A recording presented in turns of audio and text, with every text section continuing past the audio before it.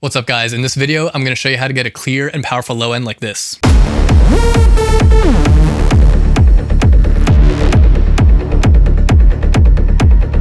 Low end is one of the hardest things to get right, especially in techno and other hard genres, because low end always has to be simple, but that seems to be at odds with the fact that you want it to be powerful and huge at the same time. So in this video, I'm going to walk through one of my tracks that I'm working on, and I'm going to go through broad stroke kind of ideas on how I'm thinking about low end as I'm working on the different sounds that I'm making. Let's dive right into it. All right, here we are in FL Studio, and this is a project I've been working on for a little bit, and I'm gonna break down these low end elements here. So let me first just sample out the individual elements. So here's a kick,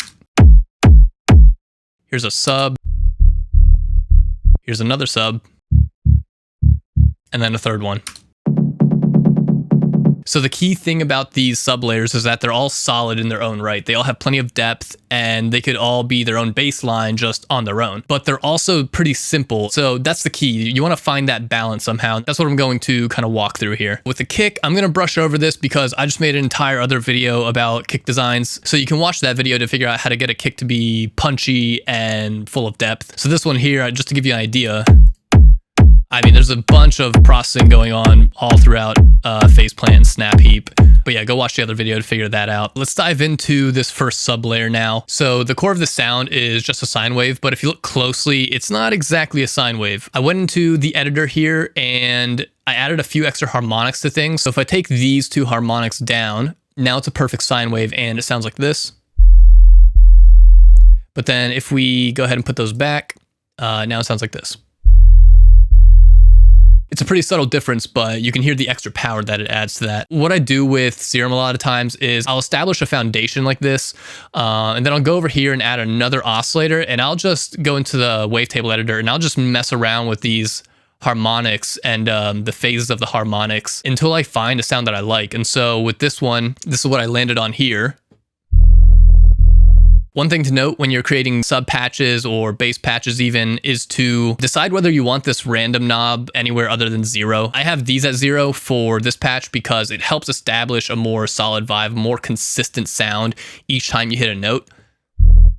So if I had this at random, it probably won't make too much of a difference right now. It's probably hard to tell the difference, but when it comes down the line to adding effects and trying to make things gel with your kick, this can end up making a difference. I mean, let's hear it right now. I mean, I can barely hear the difference there, honestly, but in the end, it can have an effect. The other thing to notice here is that I added a little bit of movement to oscillator B with this sync 1/2 window. So I just put an envelope onto the warp parameter. So it's just adding this little slight movement to the sound each time a note hits versus just gives that extra bit of hardness to the first stages of the sound. And that pretty much covers the principles of this first sound here. Let's go into the second sub here. This one's in Phase Plant, and it's pretty similar to the principles that I talked about in the first Serum patch. I essentially just picked the first starting point here, the wavetable, and I didn't just go with any sine though. I wanted something that had more harmonics to it, and this would serve as something that kind of thickens up the overall sound of the low end. So here's what this one sounds like. This was just the result of me kind of messing around with the wavetable here and just picking where I liked it the best. So then I duplicated it. And again, be conscious of your phase relationships. So this is exactly on 0 phase and 0 randomness. But this one here, I specifically messed with the phase here and I pushed it up to 37 degrees. But it's still on 0% randomness. So it's always going to start in the same phase and it's going to have a specific characteristic with how it overlaps with the other wavetable. This one's on unison, so you can hear the stereo width on it and the detune. And then I also added a filter, and that's connected to an envelope. It's just creating a pluck sound, and so decays at like 228, like a medium kind of pluck. You can see how everything is really simple at its core, but we're just stacking little bits of nuance together to kind of make a more rich sound overall in the end. Let's go into sub 3 here. This one's hitting higher up in the frequency spectrum, and so I'm utilizing that fact to make this sound a little bit more complex, just add that extra layer of richness to things. Obviously, the higher up in frequency you go, the more you can kind of bring sounds together without them getting muddy. Let me just walk through the individual layers here.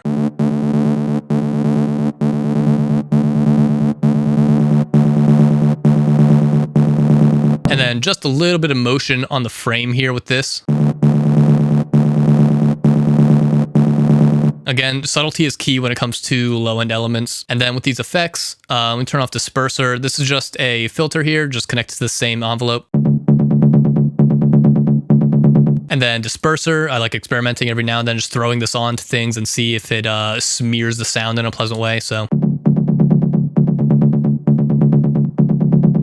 clearly thickens it up here. Now that we have those three sounds, it's time to put them together. And the arrangement here is also going to be something to consider, and also something that can help kind of establish a bit of complexity. But of course, the key is subtlety. So this is more of like a rolling pattern, but it's not just hitting 16th notes. It has these little spaces here. So let's loop this and hear pattern 1. And then I have these spaces here, and that's what I'm using sub 2 to fill in. And then sub 3 is adding just extra richness to the whole entire sound in general, but still has a bit of a pattern to it where it lets sub 2 be the only focus in this one segment.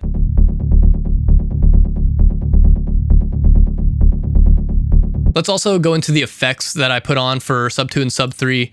They're pretty simple. There's just an EQ on sub 2, and a lot of this is typical sound design exploration. I'm just finding nodes that sound good within my EQ here. One thing to note is that I am dipping the fundamental sub of the sound here. The reason I'm doing that is to leave room open for sub 1, but this isn't like mixing and mastering right now. This is just kind of the first stages of getting things to gel together. And then sub 3, this is a little bit special because I'm using standard clip and I'm using it in a pretty aggressive way. So without, and then with, then there's an EQ. Since this sound is not supposed to be the core of the low end, I just chopped off all the low end and made this a mid-range sound, chopped off all the high end so it's not too bright, and then added a boost here that almost serves as like a resonance to the high shelf and just gives this kind of interesting feel to things. Let's hear it with and without.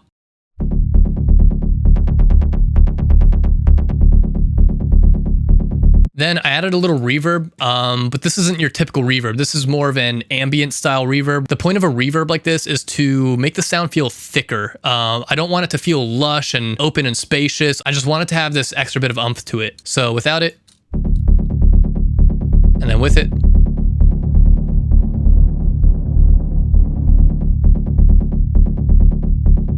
There's also LFO tool here. This is just sidechain ducking for the kick. I put this on sub 1 and sub 3. For sub 1, because this is a more powerful sub and it has more of that low end in it, I'm putting the depth pretty far down.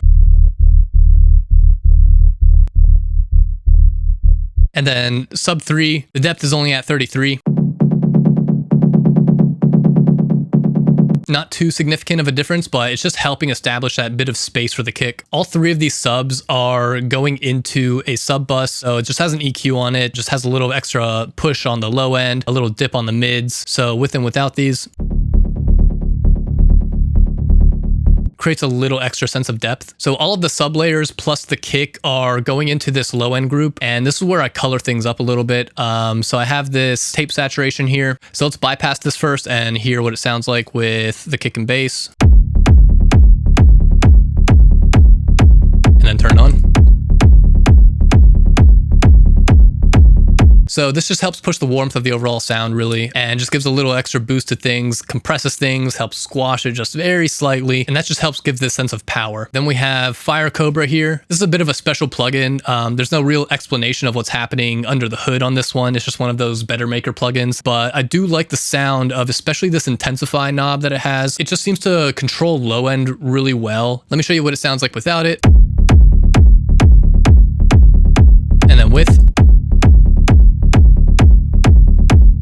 Really subtle difference, but if you have your mixing hat on, you'll notice that it controls the low end in this really subtle but nice way. That really covers it for the low end processing. I mean, there's a bit of a master chain going on here, but it's barely anything. I'm just cutting off DC offset and I second guessed myself on this, a bit of a high end bump there. And then it's just a limiter. And so this track isn't anywhere close to mixed and mastered yet, but let's go ahead and play it with context.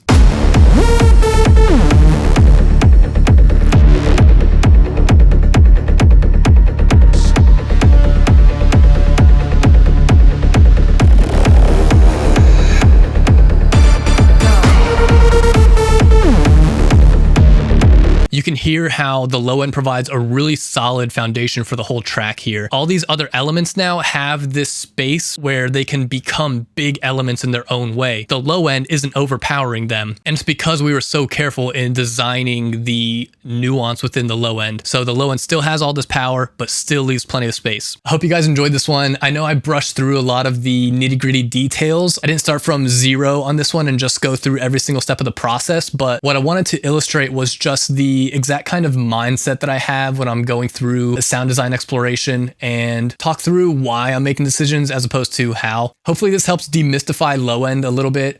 Maybe it gives you a better idea of how to put together sounds that are really simple and clear, but still have plenty of richness and nuance to them, and most importantly, maintain a lot of power for the track. As usual, give a thumbs up if you like the video, subscribe to the channel if you want to keep up with what I'm doing here.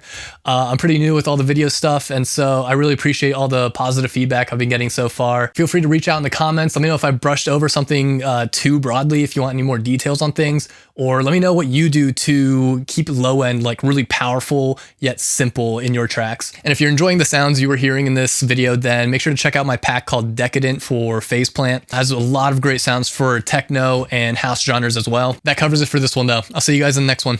Peace.